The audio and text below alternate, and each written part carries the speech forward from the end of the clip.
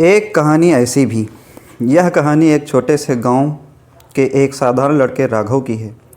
राघव एक सीधा साधा, मेहनती और ईमानदार व्यक्ति था। उसकी उम्र लगभग 18 साल थी। वह अपने परिवार के साथ गांव में रहता था।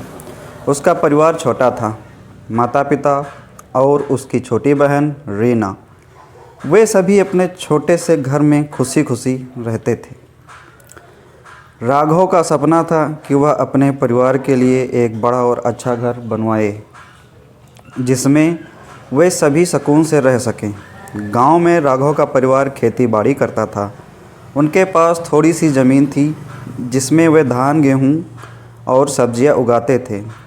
राघव अपने पिता के साथ खेतों में काम करता और माँ व बहन घर के काम में हाथ बटाती। वे लोग बहुत अमीर नहीं थे, लेकिन संतुष्ट थे। उनकी ज़िंदगी में सादगी थी, लेकिन उनके सपने में ऊंचाई थी। राघव की पढ़ाई का बहुत शौक़ था, परंतु गरीबी की वजह से वह ज़्यादा पढ़ नहीं सका। उससे उम्मीद थी कि एक दिन वह इतना पैसा कमाएगा कि अपनी बहन की पढ़ाई पूरी करवा सके। रीना पढ़ाई में बहुत होशियार थी और उसका सपना था कि वह डॉक्टर बने। राघव अपनी बहन के सपने को पूरा करने के लिए दिन रात मेहनत करता। एक दिन गांव में एक बड़ी कंपनी ने अपने कारखाने की स्थापना की घोषणा की। कंपनी ने गांव के लोगों को रोज़गार देने का वादा किया था। यह खबर सुनकर राघव के मन में एक नई उम्मीद जागी। उसने सोचा कि अगर वह उस कारखाने में काम करने लगेगा तो वह अपनी बहन की पढ़ाई के लिए पैसा जुटा सकेगा।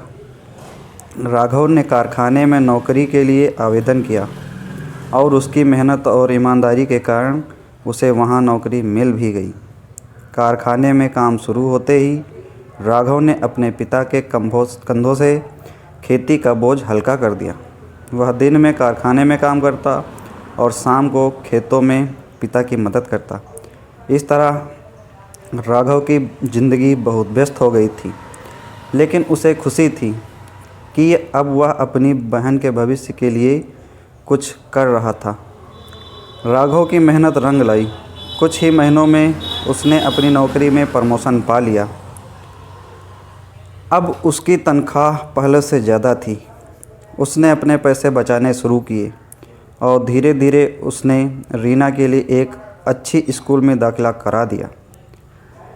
रीना की पढ़ाई फिर से शुरू हो गई और वह अपने भाई के बलिदान को समझते हुए पूरी मेहनत से पढ़ाई करने लगी।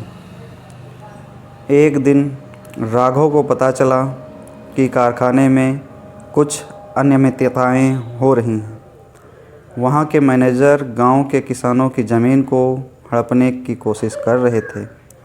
राघव ने यह बात गांव वालों को बताई, लेकिन मैनेजर ने उसे धमकी दी कि अगर उसने मुंह खोला तो उसकी नौकरी चली जाएगी।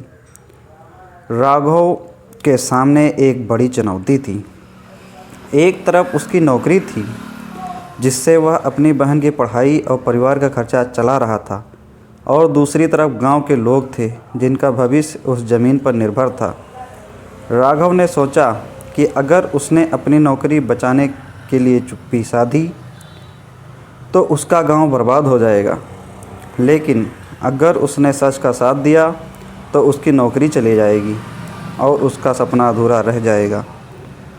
उसने अपने परिवार से बात की।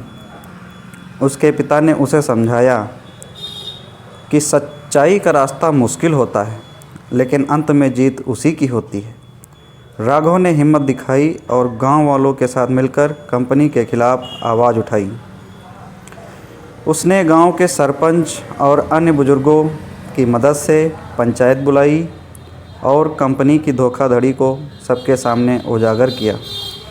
यह सुनकर कंपनी के अधिकारी घबरा गए और उन्होंने किसानों की ज़मीन पर दावा छोड़ दिया। गांव वालों ने राघव की बहादुरी की सराहना की और उसे एक सच्चा नायक माना। हालांकि इस संघर्ष के कारण राघव की नौकरी चली गई, लेकिन उसे अपने फैसले पर गर्व था। उसकी बहन रीना ने भी अपनी भाई की हिम्मत देखकर पढ़ाई में और मेहनत शुरू कर दी। राघव ने खेती को फिर से अपना मुख्य काम बना लिया और अपने पिता के साथ मिलकर अपने खेतों में मेहनत करने से काम करने लगा। कुछ साल बाद रीना डॉक्टर बन गई। उसने गांव में ही एक छोटा सा क्लिनिक खोल दिया जहां वह गांव के लोगों का इलाज करती थी।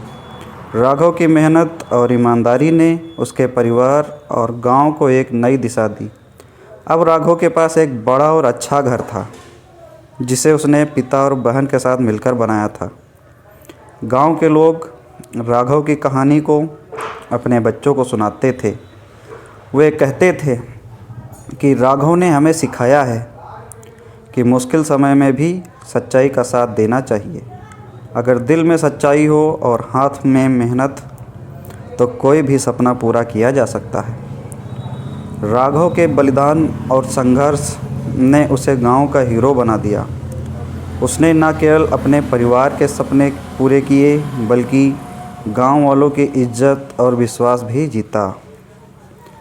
उसकी कहानी बताती है कि हालात चाहे जैसे भी हों, इंसान को अपने वसूलों पर कायम रहना चाहिए। अंत में सच्चाई और मेहनत की ही जीत होती है। कहानी का संदेश: यह कहानी हमें सिखाती है कि सच्चाई का रास्ता हमेशा कठिन होता है, लेकिन अंत में वही सबसे सही होता है।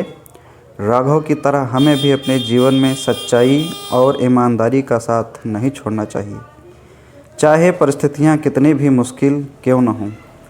कठिनाइयों का सामना करके ही हम अपने सपनों को साकार कर सकते हैं। तो मित्रों, कैसे लगी आपको यह कहानी? उम्मीद करता हूँ कहानी आप लोगों को बहुत पसंद आई होगी। पसंद आई है तो चैनल को सब्सक्राइब ज़रूर करिएगा और बेल आइकन दबाना ना भूलें। तो मिलते हैं अगली कहानी में, तब तक के लिए नमस्कार।